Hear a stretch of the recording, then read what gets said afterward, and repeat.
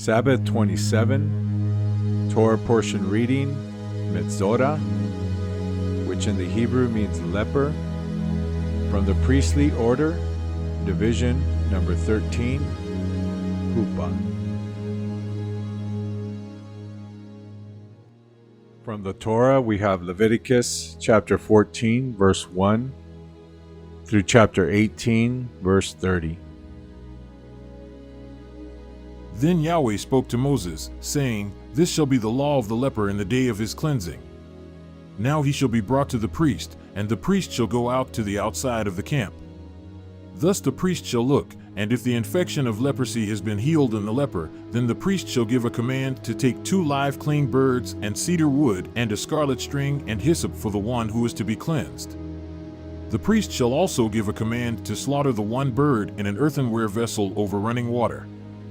As for the live bird, he shall take it together with the cedar wood and the scarlet string and the hyssop, and he shall dip them and the live bird in the blood of the bird that was slaughtered over the running water. He shall then sprinkle 7 times the one who is to be cleansed from the leprosy, and shall pronounce him clean, and he shall let the live bird go free over the open field. The one to be cleansed shall then wash his clothes, and shave off all his hair, and bathe in water, and be clean. Now afterward he may enter the camp, but he shall stay outside his tent for 7 days.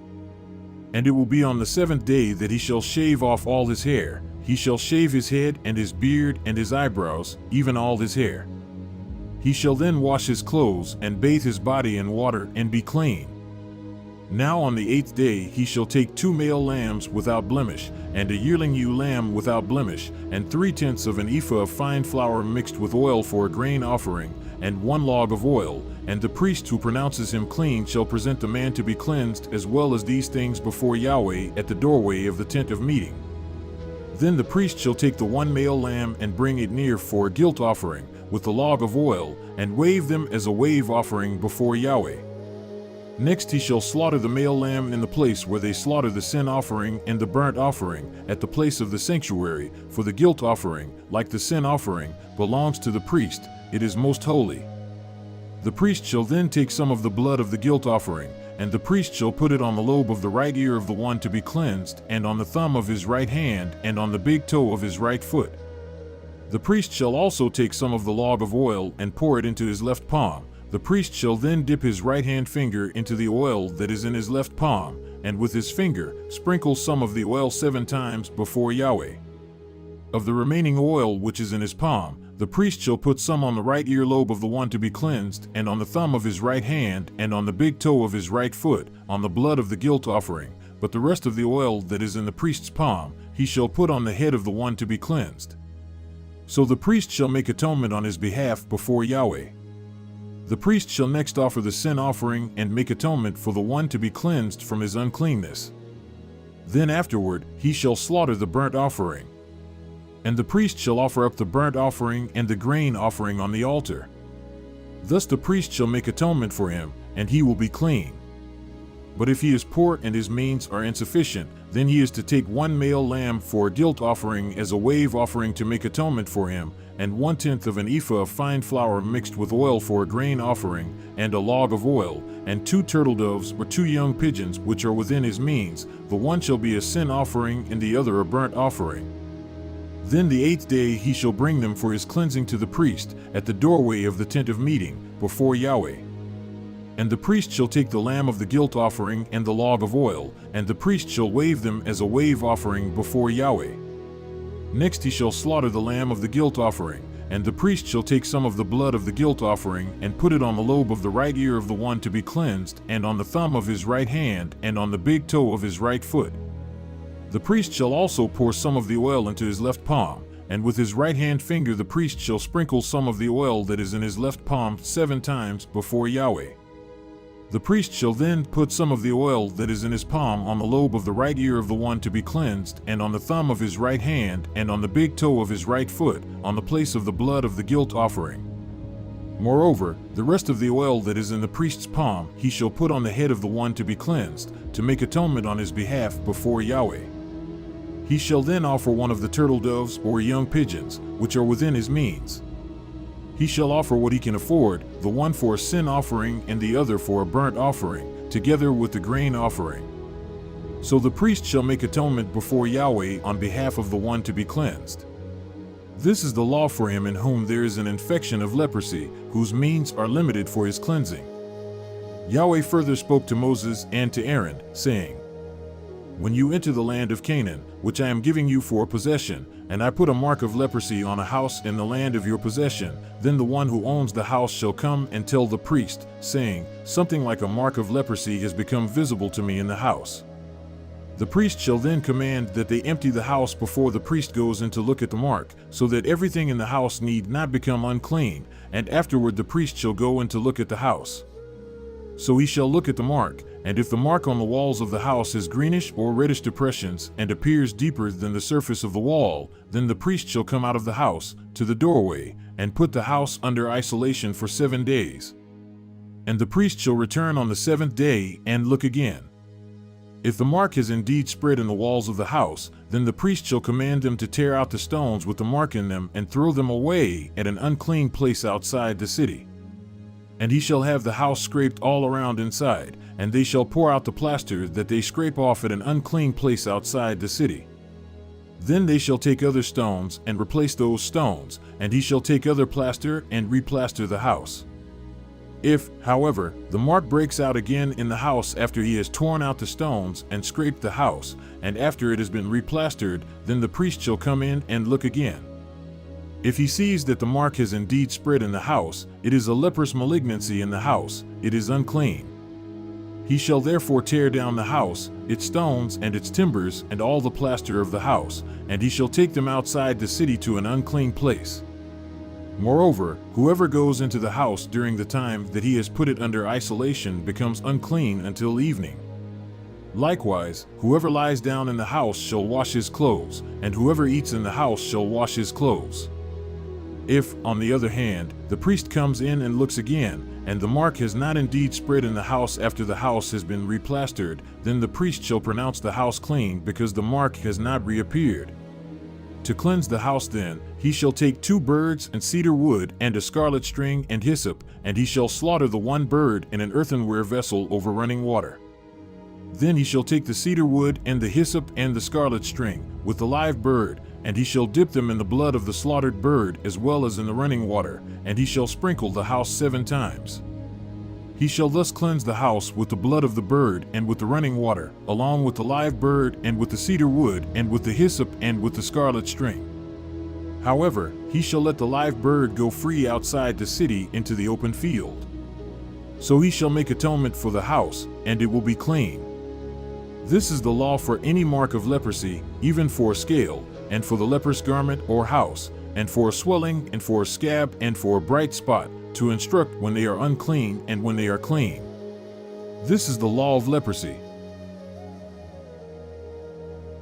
Yahweh also spoke to Moses and to Aaron, saying, Speak to the sons of Israel and say to them, When any man has a discharge from his body, his discharge is unclean. This, moreover, shall be his uncleanness in his discharge. It is his uncleanness whether his body allows its discharge to flow or whether his body obstructs its discharge. Every bed on which the person with the discharge lies becomes unclean, and everything on which he sits becomes unclean. Anyone, moreover, who touches his bed shall wash his clothes and bathe in water and be unclean until evening, and whoever sits on the thing on which the man with the discharge has been sitting shall wash his clothes and bathe in water and be unclean until evening. Also whoever touches the person with the discharge shall wash his clothes and bathe in water and be unclean until evening. Or if the man with the discharge spits on one who is clean, he too shall wash his clothes and bathe in water and be unclean until evening. Every saddle on which the person with the discharge rides becomes unclean. Whoever then touches any of the things which were under him shall be unclean until evening, and he who carries them shall wash his clothes and bathe in water and be unclean until evening. Likewise, whomever the one with the discharge touches without having rinsed his hands in water shall wash his clothes and bathe in water and be unclean until evening. However, an earthenware vessel which the person with the discharge touches shall be broken, and every wooden vessel shall be rinsed in water. Now when the man with the discharge becomes cleansed from his discharge, then he shall count off for himself 7 days for his cleansing. he shall then wash his clothes and bathe his body in running water and will become clean. Then on the 8th day he shall take for himself 2 turtle doves or 2 young pigeons and come before Yahweh to the doorway of the tent of meeting and give them to the priest, and the priest shall offer them, one for a sin offering and the other for a burnt offering. So the priest shall make atonement on his behalf before Yahweh because of his discharge. Now if a man has a seminal emission, he shall bathe all his body in water and be unclean until evening. As for any garment or any leather on which there is seminal emission, it shall be washed with water and be unclean until evening. If there is a woman with whom a man lies so that there is a seminal emission, they shall both bathe in water and be unclean until evening. If a woman has a discharge, and her discharge in her body is blood, she shall continue in her menstrual impurity for 7 days, and whoever touches her shall be unclean until evening. Everything also on which she lies during her menstrual impurity shall be unclean, and everything on which she sits shall be unclean. And anyone who touches her bed shall wash his clothes and bathe in water and be unclean until evening. And whoever touches anything on which she sits shall wash his clothes and bathe in water and be unclean until evening. Whether it be on the bed or on the thing on which she is sitting, when he touches it, he shall be unclean until evening. If a man actually lies with her so that her menstrual impurity is on him, he shall be unclean 7 days, and every bed on which he lies shall be unclean. Now if a woman has a discharge of her blood many days, not at the period of her menstrual impurity, or if she has a discharge beyond that period, all the days of her unclean discharge she shall continue as though in her menstrual impurity, she is unclean. Any bed on which she lies all the days of her discharge shall be to her like her bed at menstruation, and everything on which she sits shall be unclean, like her uncleanness from her menstrual impurity. Likewise, whoever touches them shall be unclean and shall wash his clothes and bathe in water and be unclean until evening. Now if she becomes clean from her discharge, she shall count off for herself 7 days, and afterward she will be clean. Then on the 8th day she shall take for herself 2 turtle doves or 2 young pigeons and bring them in to the priest, to the doorway of the tent of meeting. And the priest shall offer the one for a sin offering and the other for a burnt offering. So the priest shall make atonement on her behalf before Yahweh because of her unclean discharge. Thus you shall keep the sons of Israel separated from their uncleanness, so that they will not die in their uncleanness by making my tabernacle that is among them unclean. This is the law for the one with a discharge, and for the man who has a seminal emission so that he is unclean by it, and for the woman who is ill because of menstrual impurity, and for the one who has a discharge, whether a male or a female, or a man who lies with an unclean woman. Now Yahweh spoke to Moses after the death of the 2 sons of Aaron, when they came near the presence of Yahweh and died. And Yahweh said to Moses, "Tell your brother Aaron that he shall not enter at any time into the holy place inside the veil, before the mercy seat which is on the ark, so that he will not die, for I will appear in the cloud over the mercy seat. Aaron shall enter the holy place with this, with a bull from the herd for a sin offering and a ram for a burnt offering. He shall put on the holy linen tunic, and the linen undergarments shall be next to his body, and he shall be girded with the linen sash and attired with the linen turban. These are holy garments. Then he shall bathe his body in water and put them on. And he shall take from the congregation of the sons of Israel 2 male goats for a sin offering and 1 ram for a burnt offering. Then Aaron shall bring near the bull for the sin offering which is for himself, that he may make atonement for himself and for his household. And he shall take the 2 goats and present them before Yahweh at the doorway of the tent of meeting. And Aaron shall cast lots for the 2 goats, 1 lot for Yahweh and the other lot for the scapegoat. Then Aaron shall bring near the goat on which the lot for Yahweh fell, and he shall offer it as a sin offering. But the goat on which the lot for the scapegoat fell shall be presented alive before Yahweh, to make atonement upon it, to send it out into the wilderness as the scapegoat. Then Aaron shall bring near the bull of the sin offering, which is for himself, and make atonement for himself and for his household, and he shall slaughter the bull of the sin offering which is for himself. And he shall take a firepan full of coals of fire from upon the altar before Yahweh, and 2 handfuls of finely ground fragrant incense, and bring it inside the veil. And he shall put the incense on the fire before Yahweh, that the cloud of incense may cover the mercy seat that is on the ark of the testimony, so that he will not die. Moreover, he shall take some of the blood of the bull and sprinkle it with his finger on the mercy seat on the east side. Also in front of the mercy seat he shall sprinkle some of the blood with his finger 7 times.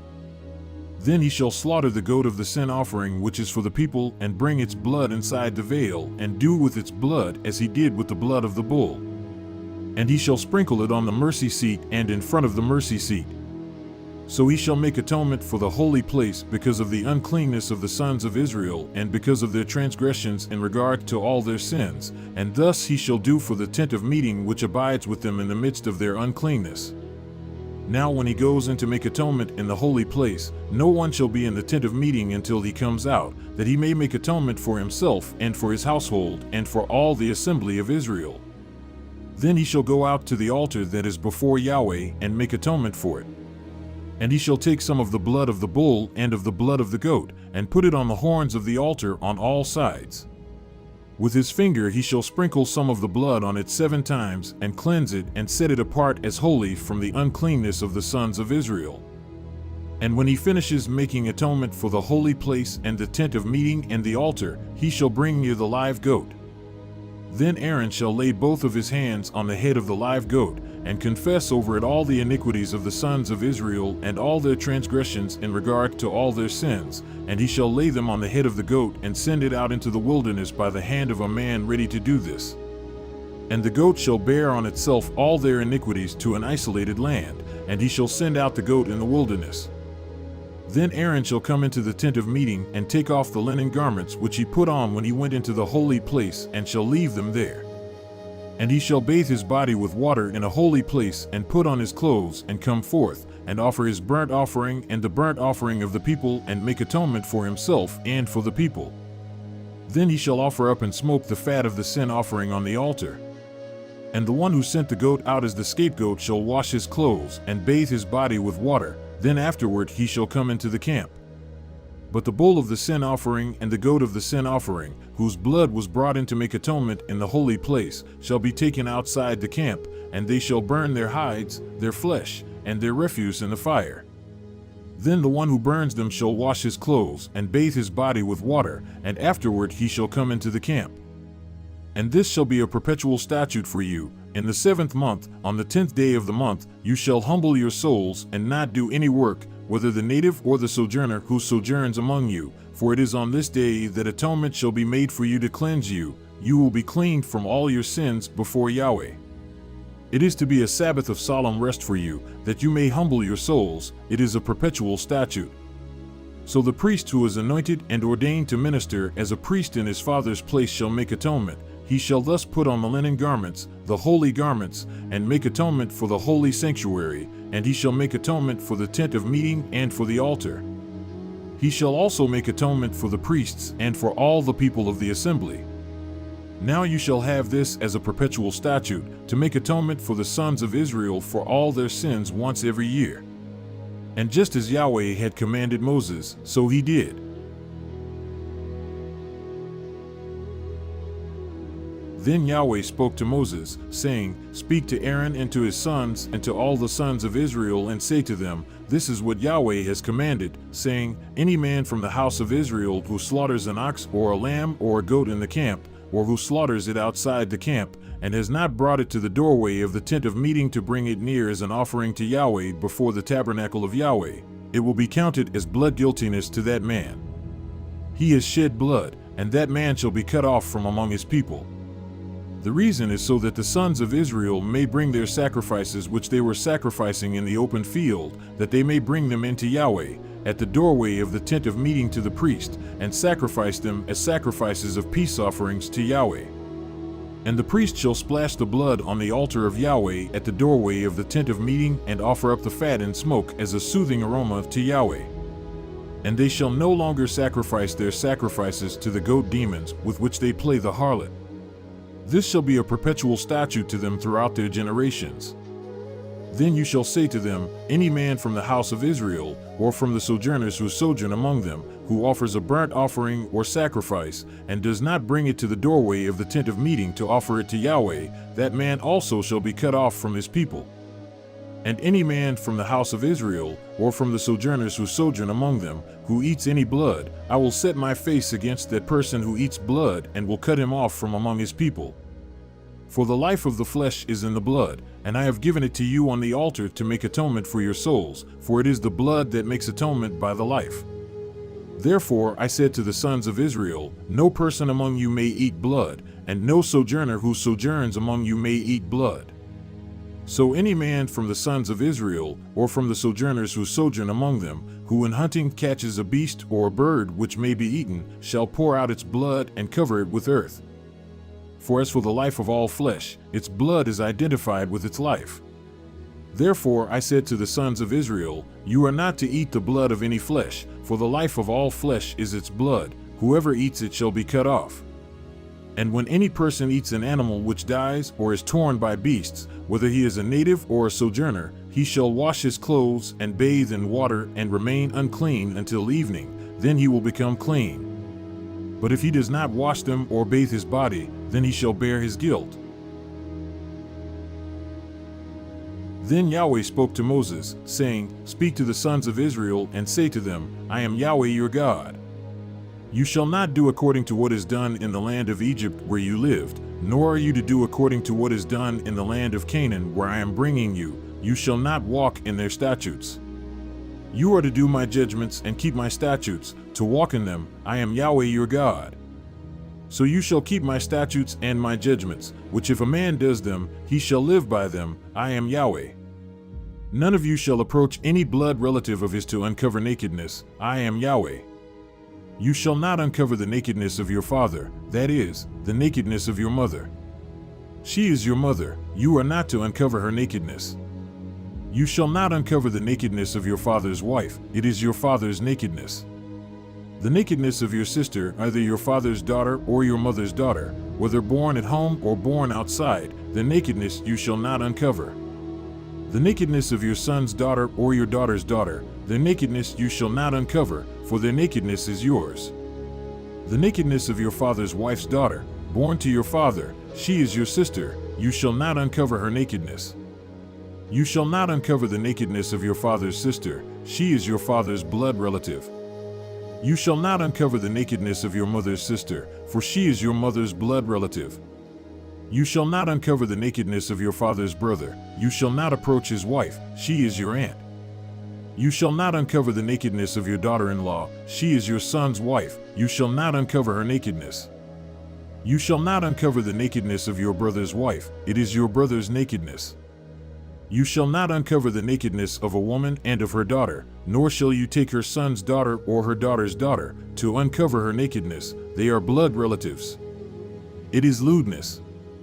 And you shall not marry a woman in addition to her sister as a rival while she is alive, to uncover her nakedness.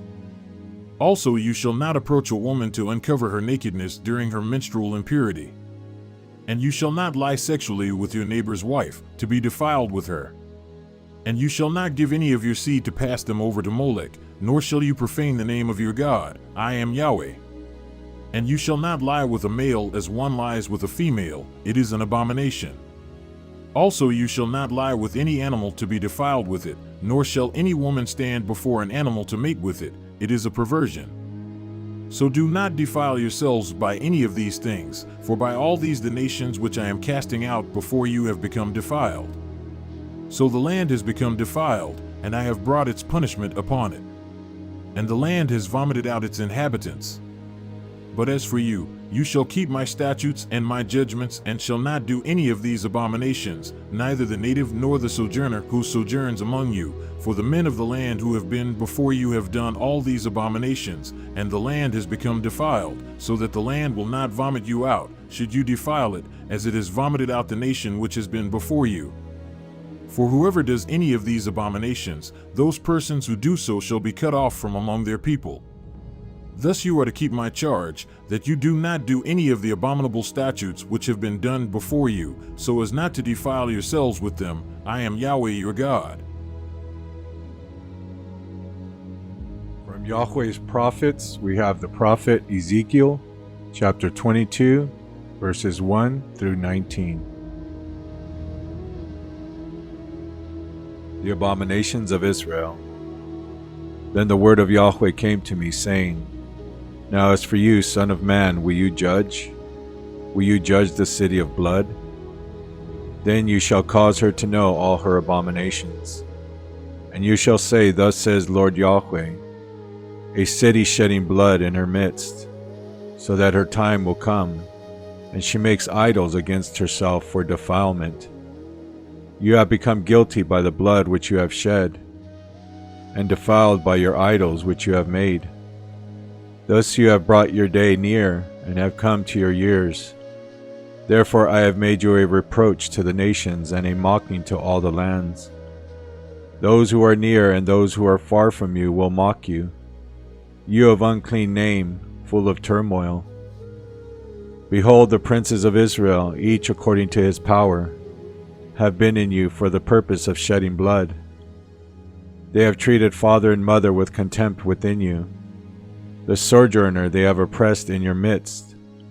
The fatherless and the widow they have mistreated in you. You have despised my holy things and profaned my Sabbaths. Slanderous men have been in you for the purpose of shedding blood. And in you they have eaten at the mountain shrines. In your midst they have done acts of lewdness. In you they have uncovered their father's nakedness. In you they have humbled her who was unclean in her menstrual impurity. One has also done what is an abomination with his neighbor's wife, and another has lewdly defiled his daughter-in-law, and another in you has violated his sister, his father's daughter. In you they have taken bribes for the purpose of shedding blood. You have taken interest and profits, and you have injured your neighbors for gain by oppression. And you have forgotten me, declares Lord Yahweh. Now behold, I have struck my hand at your greedy gain, which you have acquired, and at the bloodshed which is among you. Can your heart stand, or can your hands be strong in the days that I will act against you? I, Yahweh, have spoken and will act. I will scatter you among the nations, and I will disperse you through the lands, and I will put an end to your uncleanness from you. You will profane yourself in the sight of the nations, and you will know that I am Yahweh. And the word of Yahweh came to me, saying, Son of man, the house of Israel has become dross to me. All of them are bronze, and in tin, and iron, and lead in the furnace. They are the dross of silver. Therefore, thus says Lord Yahweh, because all of you have become dross, therefore, behold, I am going to gather you in the midst of Jerusalem. From the Renewed Covenant, we have the book of Romans, chapter 1, verses 18 through 32. For the wrath of Elohim is revealed from heaven against all wickedness and unrighteousness of men, who suppress the truth in unrighteousness, because that which is known of Elohim is manifest among them, for Elohim has manifested it to them. For since the creation of the world his invisible qualities have been clearly seen, being understood from what has been made, both his everlasting power and mightiness, for them to be without excuse. Because although they knew Elohim, they did not esteem him as Elohim, nor gave thanks, but became vain in their reasonings, and their undiscerning heart was darkened. Claiming to be wise, they became fools, and changed the esteem of the incorruptible Elohim into the likeness of an image of corruptible man, and of birds, and of four-footed beasts, and of reptiles. Therefore Elohim gave them up to uncleanness in the lust of their hearts, to disrespect their bodies among themselves, who changed the truth of Elohim into the falsehood, and worshipped and served that what was created rather than the Creator, who is blessed forever. Amen. Because of this, Elohim gave them over to degrading passions.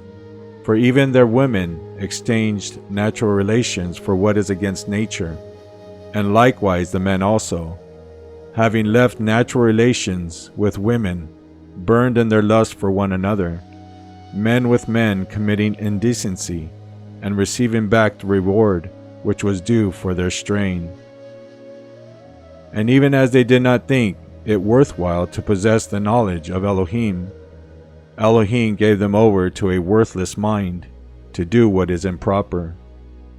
Having been filled with all unrighteousness, whoring, wickedness, greed, evil, filled with envy, murder, fighting, deceit, evil habits, whisperers, slanderers, haters of Elohim, insolent, proud, boasters, devisers of evils, disobedient to parents, without discernment, covenant breakers, unloving, unforgiving, ruthless, who though they knew the righteousness of Elohim, that those who practice such deserve death, not only to do the same, but also approve of those who practice them.